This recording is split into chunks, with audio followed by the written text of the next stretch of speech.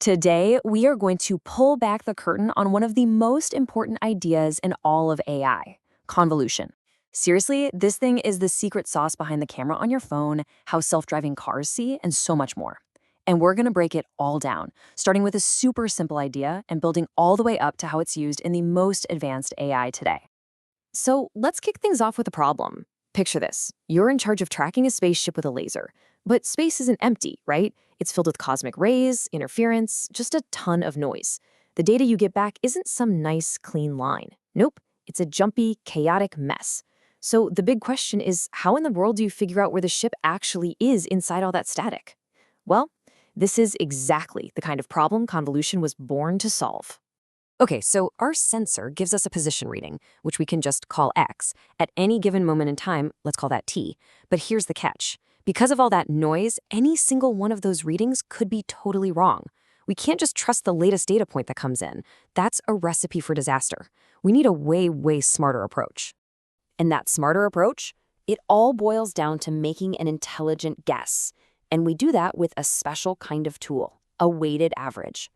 The idea is simple. We'll average out a bunch of measurements, but, and this is the key, we're not going to treat them all equally. A reading from a second ago is probably way more useful than a reading from 10 minutes ago. And that is the core intuition we're going to build everything on.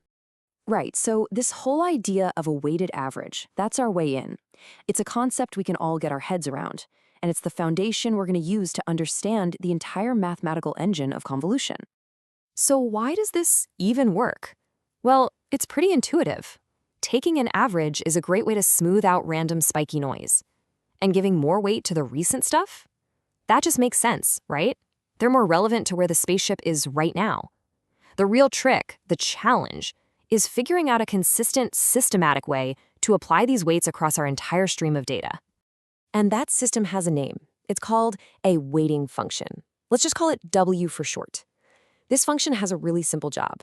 You tell it how old a measurement is, and it spits back a number telling you how important that measurement is. It's weight. This little function is the key that unlocks this whole thing. And spoiler alert, in the world of convolution, it gets a special name. We call it the kernel. Okay, so we've got the intuition locked down. Now let's translate that idea into the language of math. But don't worry, we're not just going to throw a scary equation at you. We're going to build the famous convolution formula piece by piece, and we'll tie every single part of it right back to our spaceship problem. And here it is. I know, it might look a little intense with that integral sign and all, but trust me, this is just our simple weighted average idea dressed up in math language. We're going to take it apart right now, and it all starts with what we're trying to create. First up, S of t. This is our goal. This is the new, cleaned up, smoothed out estimate of our spaceship's position at a specific time t. It's the clean signal we want to get out of this whole process. Now, to get that clean output, we need a messy input, and that's x of a. This represents all the raw, noisy, shaky measurements that are coming in from our laser sensor at every single moment in the past. And here's where the magic really happens. W of t minus a. This is our kernel, our weighting function.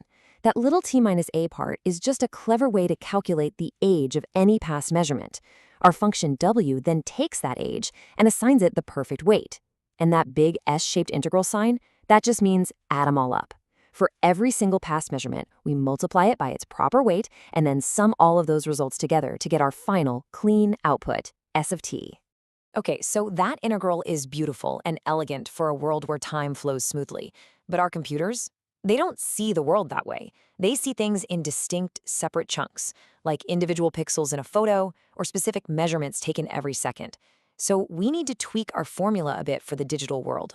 So let's see how this works for something like an image. Instead of one dimension of time, an image has two dimensions, right? It's a grid of rows and columns. So our smooth integral turns into this blocky-looking double summation, which just means we're adding things up over that grid. Here, I is our input image, k is our 2D kernel, and Sij is the new value for a single output pixel. It is the exact same idea, a weighted sum, just applied to a grid instead of a line. All right, let's take a quick breather and recap. Here's the process. We start with an input, like our noisy signal or an image. We design a kernel, which is basically our little template of weights. Then we just slide that kernel over every single part of the input. At each position, we multiply the values and add them all up. That final sum becomes one new point in our output, which in AI we often call a feature map.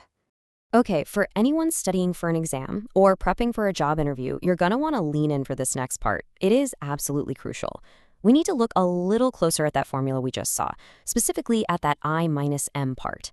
It implies that something kind of weird is going on, something we call a kernel flip. So what on earth does that actually mean? Let's just ask the question straight up. Why the subtraction? It seems like adding would be so much more intuitive. Why do mathematicians insist on writing k of I minus m, j minus n? Well, it turns out there's a very specific, very important mathematical reason for it.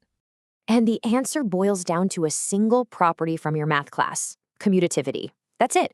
The only reason for that flip is to make sure the math works out to be commutative.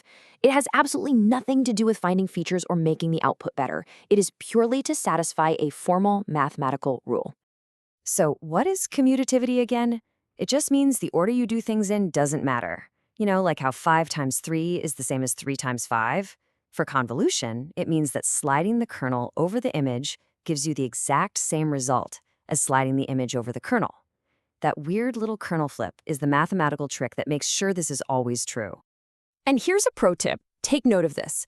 If you're ever in a technical interview for a machine learning role, being able to explain the kernel flip and why it relates to commutativity, well, that shows you're not just scraping the surface. It proves you really get the deep underlying theory. So now that I've spent all this time telling you how important the kernel flip is for the formal definition, I'm going to let you in on a little secret. What happens in the textbooks isn't always what's happening inside the code you're using every day. Yeah, you heard me right. What if I told you that those powerful libraries you use, TensorFlow, PyTorch, you name it, when they say they're performing a convolution, they're kind of not. They actually skip the flip entirely.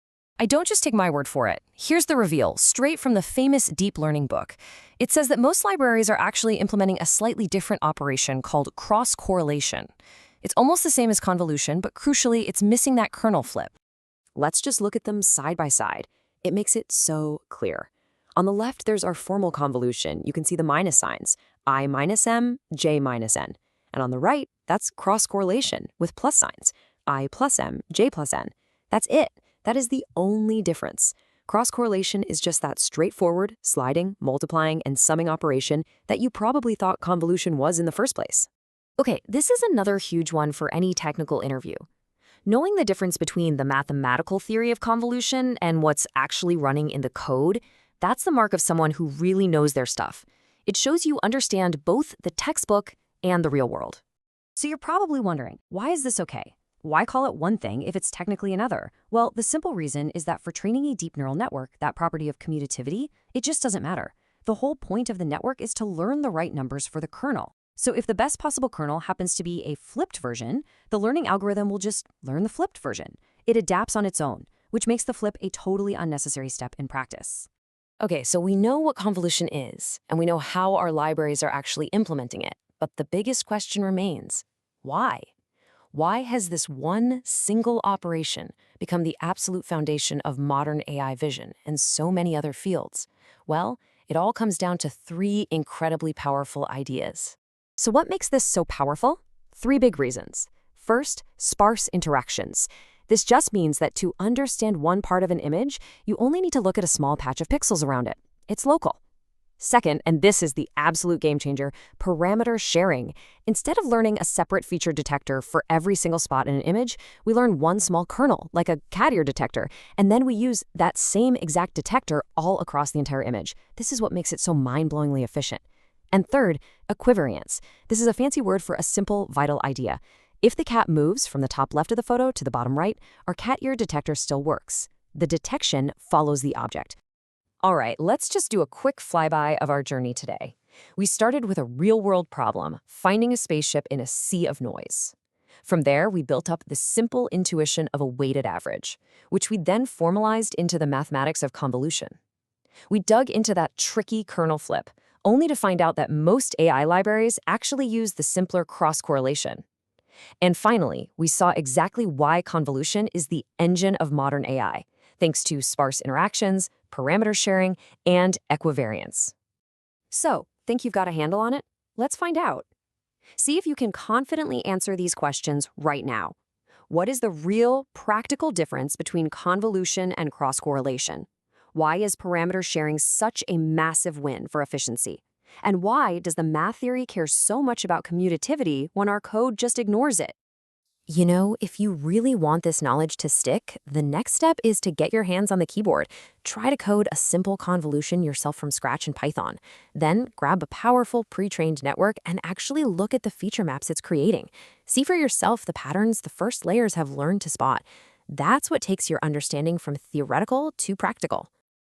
And that wraps up our deep dive on convolution.